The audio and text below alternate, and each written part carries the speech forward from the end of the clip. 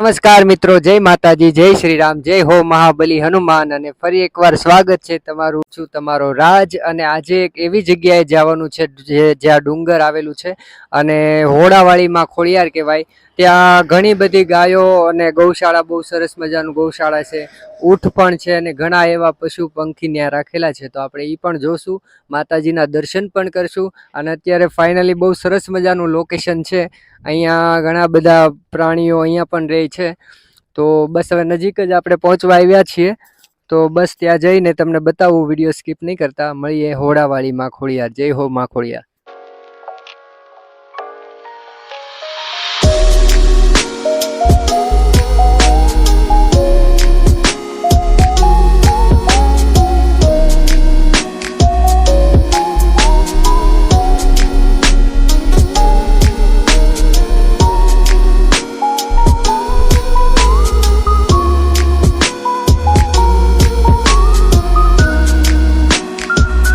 અહીંયા બાપુની બેઠક છે, અહીંયા બાપુ બેઠા હોય અને બધા ભક્તો પણ અહીંયા બેઠે. અહીંયાથી તમને બતાવું વિડીયોમાં.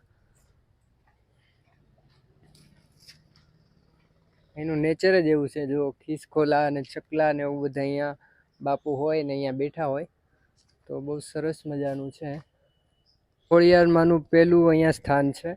અહીંયા આ પથ્થરમાં માતાજીનો વાસ હતો અને એ પથ્થરમાં કહેવાય છે કે નગારીઓ પથ્થર કહેવાય, એમાં નગારું પણ વાગે છે. તો તમને પહેલાં માતાજીના દર્શન કરાવવું, જે માતાજીનું પહેલું સ્થાન હતું એ.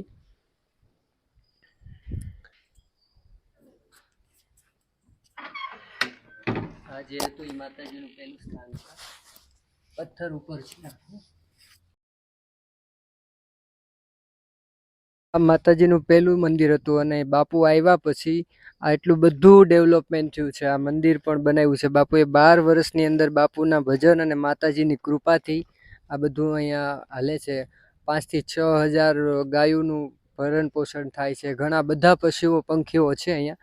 તો આવો પહેલાં ઉપર જે માતાજીનું અત્યારે મંદિર બનાવ્યું એમના તમને દર્શન કરાવું.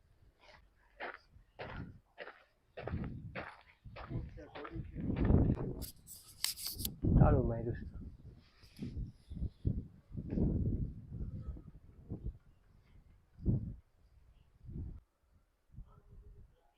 તો તમે દર્શન કરી રહ્યા છો અત્યારે માં ખોડિયારમાંના. આ છે હોડાવાળીમાં ખોડિયાર. સરસ મજાનું લોકેશન છે. સામે ઊંટ બાંધેલો છે, ઘોડો છે અને સામે પેલી બધી જગ્યા છે તે ગૌશરણની જગ્યા છે. મતલબ આ ઘોડો છે, અહીંયા હાંડિયા છે અને સામે ગાય છે. જે બધી ગાયોને વ્યવસ્થિત રીતે રાખે છે. મતલબ કોઈક બીમાર હોય તો એને અલગ રાખે છે, જેથી કરીને બીજા કોઈને પ્રોબ્લેમ ન થાય. આ છે ઊંટ.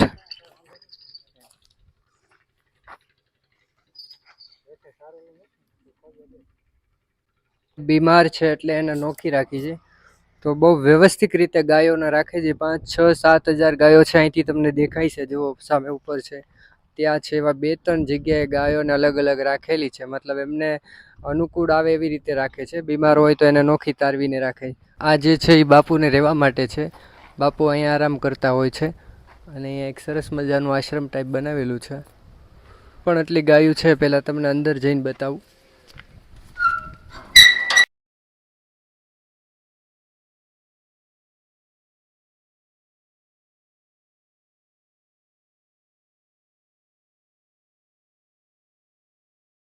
હજી આનાથી પણ વધારે ગાયો આગળ છે. બકરા, ગાયો બધું અહીંયા વ્યવસ્થિત રીતે સચવાય છે. અહીંયા પાણી પીવા માટે પણ અહીંયા રાખ્યું છે. અહીંયા પાણી પી શકાય. અને આ જો અહીંયા આ ગાયને થોડુંક પ્રોબ્લેમ છે એટલે અહીંયા મૂકી ગયા હોય. અહીંયા સચવાય એકદમ વ્યવસ્થિત રીતે. અહીંયા ઘણી એવી ગાયો છે જે વ્યવસ્થિત રીતે ચાલી નથી શકતી. અને મેઇન વસ્તુ તો એ છે કે અહીંયા કોઈ પણ જાતનું ટ્રસ્ટ નથી, કોઈ પણ જાતના એવા કોઈ દાતાઓ નથી કે અહીંયા બધું પૂરું પાડી શકે. પણ માતાજીની કૃપા અને બાપુના ભજનથી આ બધી ગાયો વ્યવસ્થિત રીતે સચવાય છે. તો ખૂબ સારું કહેવાય. માતાજીનો આ પ્રતાપ આમની ઉપર જે આપણે જોયું એનાથી વધારે ગાયો અહીંયા છે. બાપુ અત્યારે ગાયોને આ બાજુ લાવે છે એટલે બાપુ પાસે નથી જવું. હા, બાપુના એક જ હોકારે બધી ગાયો અહીંયા આવી જાય છે, મેં જોયું. અને આવી રીતે બાપુ સાચવે છે ગાયને, તો ખૂબ સારું કહેવાય. ગૌ માતા કહેવાય એને એટલી રીતે વ્યવસ્થિત રીતે સાચવે છે.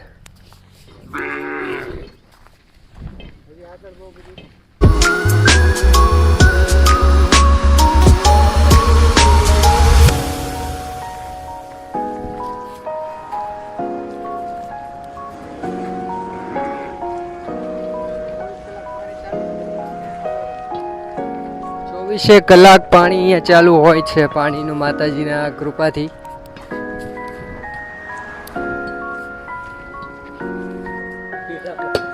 ગાયોને ખાવા માટે થોડુંક હજી વ્યવસ્થિત રીતે એને અનુકૂળ આવે એ માટે થોડુંક વ્યવસ્થિત રીતે મોટું કરે છે અને વ્યવસ્થિત રીતે ડેવલપમેન્ટ થાય છે. ખૂબ સરસ કહેવાય. કેટલી ગાયો છે? 2,000 ગાયો તો અહીંયા જ છે એટલામાં ખાલી.